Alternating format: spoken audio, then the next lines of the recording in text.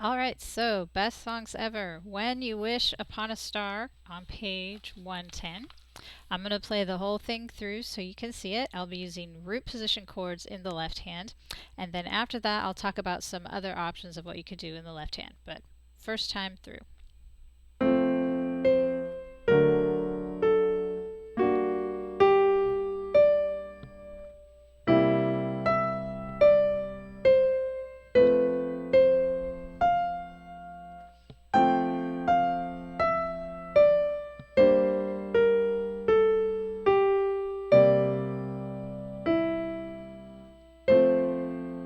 Then it repeats.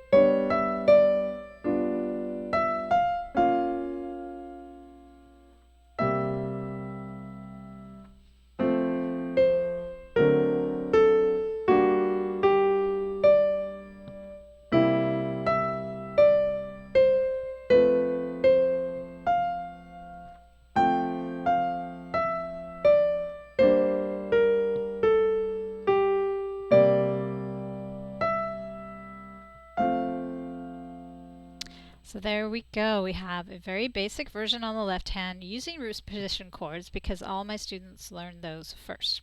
However, you might have noticed that it was a little bit jumpy between some of the chords. In particular, I noticed this one. That's a long ways to jump, and you can hear it. It's not as smooth as perhaps something like that would be. So that is the idea that the people who made the book had when they put their little chart of chords. So let's look at their chart. Some of them are root position. Their F is in root position.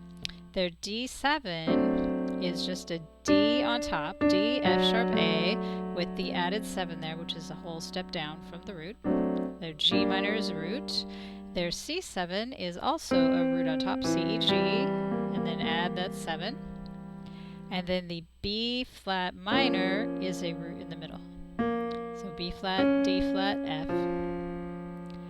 And then D is a root on top, D, F, A.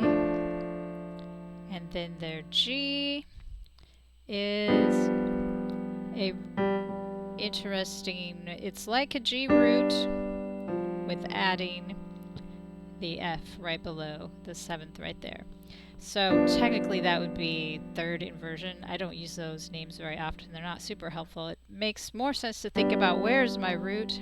My root is almost at the bottom. This is basically a root position chord and putting the 7th on the bottom instead of the root on the bottom. So those are their choices. Let's see if I can keep track of what they want me to do and play the song again here. There's our new G7. Plain old G minor in the root, and then they want C7 with the root on top, back to F, root, and G, and C with the root on top. And then you can see why they chose the B flat root in the middle, because look how close it is to the F. Super easy to get to and very smooth. So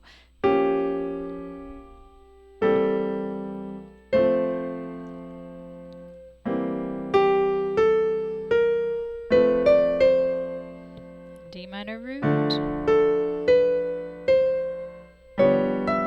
And I think I would use this instead unless you're very new to inversions. So we started with the D minor. Oh, and I see they wanted us to do D minor root on top, then that would make more sense. The nice thing about inversions is it gives you even more choices. So if I had a D minor root, you see how close that G7 would be right there, GB. So I would make a decision, do it that way, or let's do it their way. Both are good.